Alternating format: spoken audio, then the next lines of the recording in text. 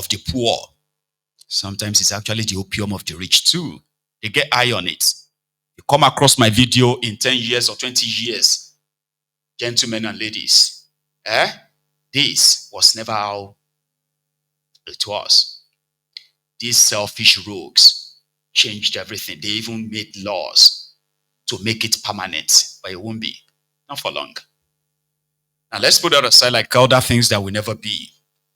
There was a time that Bokohari was the evil that Nigerians always dreamt about. At the time, Bokohari became deaf and dumb. That they had to rush him down to the UK for ear infection. He know the hear, he know the talk. So it was then they discovered that the people of Benue and the bloodbath that they have suffered under Bokohari, there were a group of them that will go up to the hills very early in the morning, and they will be calling, Buhari,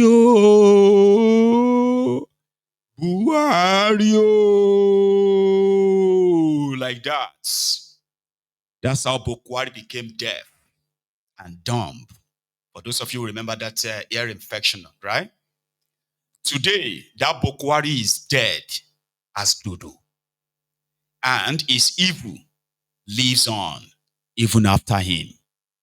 However, as they are concluding his burial, so they are wrapping up what they called a valedictory or something for Bokohari in Abuja. So I put this together, right? Including their supposed fake meeting where Bokohari's children were all in attendance, right? So, the first one. Mataimakina Sheikh Yusuf da kuwa shugaban Izala Sheikh Abdul Nasir Abdul Muhyi da mataimakanmu gaba ɗaya kamar yadda aka sani mai headquarter a Jos. Allah saka kowa da alheri. Wassalamu alaikum wa rahmatullahi ta'ala wa alaikum assalam wa rahmatullah. Mun gode kwarai da wannan bayani. Your Excellency, the next scholar is Professor Ibrahim Makari. Professor Ibrahim Makari. We have found a Professor Ibrahim Makari. Malam Bismillah. Binti uku ne muna tunashi ne ya da allow him to please come to the microphone.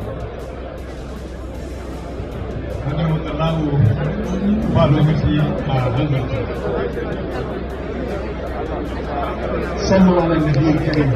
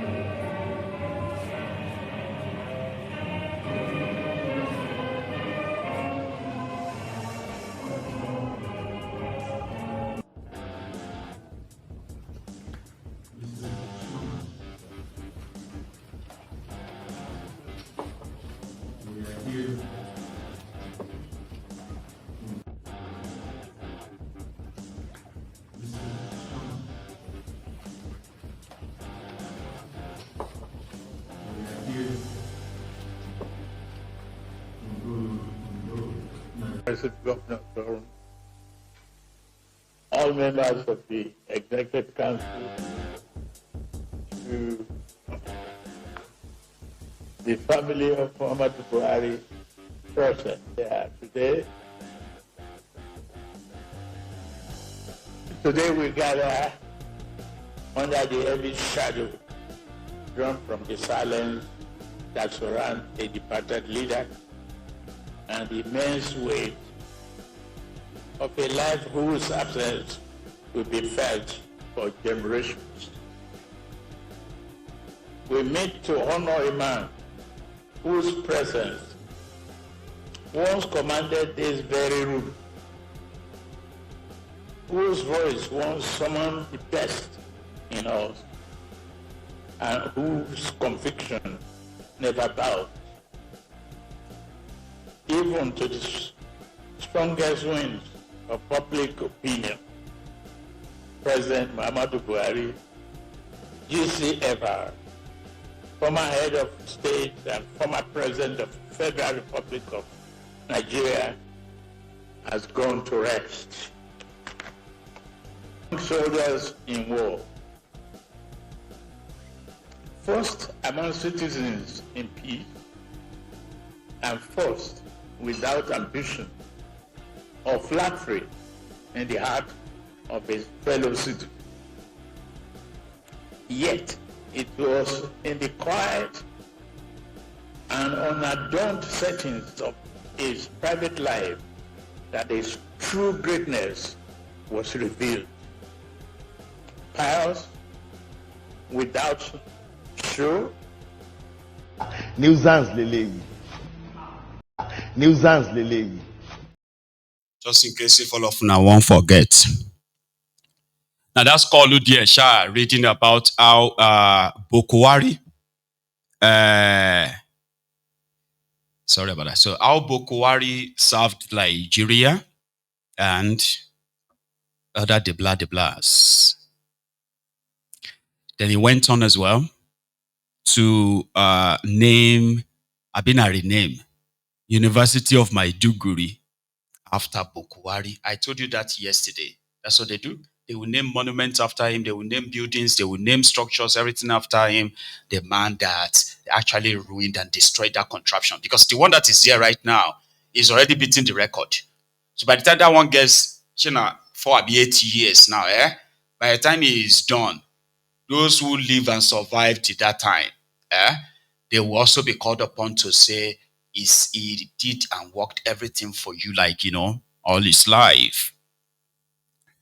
Bokohari University, Maiduguri, according to Kalu. In honor of his memory, with this special session of the Federal Executive Council expanded, and we adopt the naming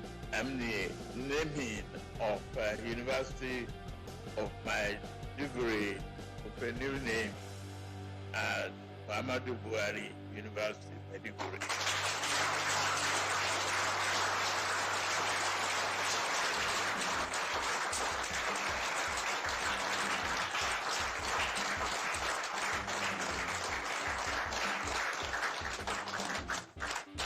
Nuisance lele. Nuisance lele. Just so we are clear. Then Yusuf, Bokohari's son, that never worked in his life, but he is a billionaire. So you hear, and it is simply because he is Bokohari's son. He is that young man that crashed. How much was that bike again? 150 million. I've been a 50 million naira bike in Abuja. Yeah, they had to kind of quickly he had lifted him outside Nigeria for treatment. Yusuf is married. He is jobless. And if you know where he works, tell me, I won't mind. Can you tell me where he works? Like his father, he's never worked in his life. He's educated in one of the best schools in the UK. Or maybe they will say he's a businessman. That's what they do.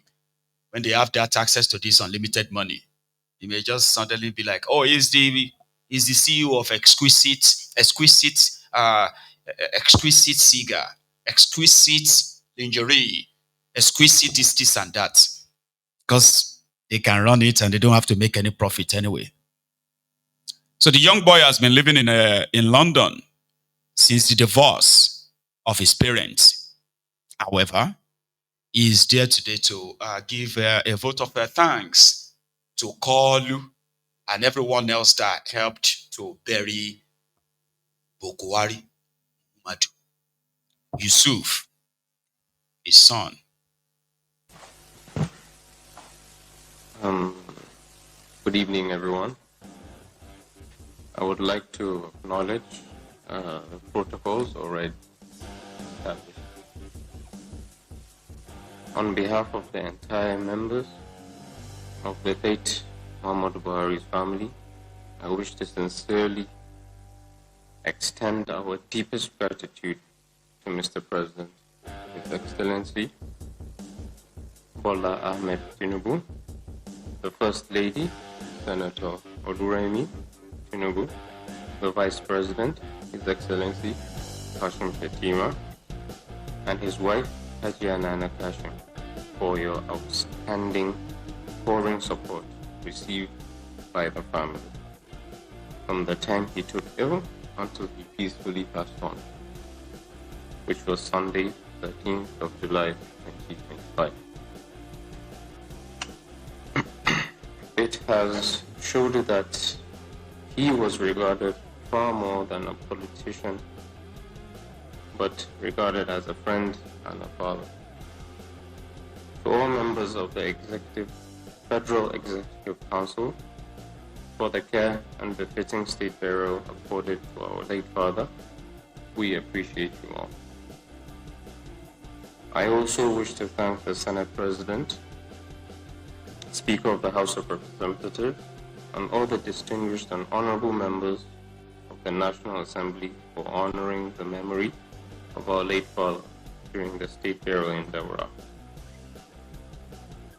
I will also not forget to mention and convey our appreciation for the support from the Attorney General of the Federation and members of the Judiciary, Honorable Minister of Foreign Affairs, the Nigerian High Commission in London, the Governor of Katsina State, Borno State as well, and all his colleagues for identifying and standing firmly with us during this difficult period. Let me specially and specifically acknowledge the Chief of Defense Staff, the service chiefs, heads of security and law enforcement agencies, as well as all members of the armed forces of Nigeria, our late father's first and primary constituency, for the esprit de corps, solidarity, and the befitting military burial given to our late father. Finally, we thank all members of the diplomatic corps, traditional and religious leaders, political associates, friends, family members, the press, and indeed all Nigerians at home and in diaspora for the numerous calls, messages, condolence visits, and prayers offered for the repose of the gentle soul of our departed father. Your visits, calls, and prayers symbolize a great honor to the memory of our late father, and we're sincerely grateful for all the support and solidarity extended to the family. May Allah continue to bless us all and to bless all of us. Thank you, Daddy. Thank you, Daddy. Thank you, Daddy. May Allah continue to bless, to guide, and protect you throughout your tenure. Success. Fellow Nigerians, this is just the beginning. So that's the Yusuf. I don't know, maybe he's just acting. But that one didn't look like somebody who schooled in the UK. Because, you can say if I am wrong, because there's something about them in this country. You know, if you grew up in this country, there's something about, and you schooled here, right? There's something about them that sort of like, about the children, right? That just makes them more composed and then confident. Talking is never a weakness for a child born and raised in the UK, like Yusuf, then born into wealth as well. I guess it probably runs in the family, you know. Speech was written for somebody like that, and gosh, a vote of thanks it is, I think. Anyway, while they were at it, the hardworking people or the hardworking civil servants of Ogun State are telling us what life is like under dubious Dapo and other places, even in the southwest of Nigeria. This was supposed to break your heart. But not to get any heart to break, so I will just kind of like protect mine. But listen. I will just pick one level because of our time. Level 7 in Ogun State. Your basic salary is 18,787. I want you to listen keenly. The basic salary, the one that we refer to as your own salary. Other allowances are just privileges. In Ogun State, your basic salary for level 17 is 18,787. For level 7, or your state is paying 59,200. Listen to me. It is your basic salary that they use to determine your pension. It is your basic salary that they use to determine your gratuity. It is your basic salary that they use to determine your leave allowance. And yet Ogun State, that is second best when it comes to IGR in the entire nation, is paying the least in southwestern states. What is your basic salary in Ogun for level 7? Oyo is paying 59,200. Osun is paying 55,952. 135. Lagos State is paying 60,751. Ekiti State is paying 44,247. Ondo State is paying 48,645. While Ogun State is paying 18,000. Is that how we will continue? No. Is that what Ogun State workers want? No. If we are generating after Lagos State, Ogun State is the next. This is the consequence of the vote you voted. And it's too early to cry now because actually the real problem hasn't come. This is the consequence of the vote you voted. And it's too early to cry now because actually the real problem hasn't come. Still on his way. The real shege still they do. They say the real shege still they undress. He won't go for shower. Whatever you are facing under Tifnumbu right now, now warm up. Like, it's like somebody who is going to Ibadan from Idumota. All those traffic and everything, so he's getting ready to go to Ibadan. So it's like still getting ready to go into the shower. Yeah, dress up and, get on the bike and to the bus and down to Ibadan. That is exactly what the kind of shege that is still coming looks like. You don't have to believe me. You can believe this guy. Things are getting better for Nigeria. Things are getting better. For Asiwaju is on the throne. Things are getting better. Things are getting better. Things are getting better. Mr. President, things are getting better.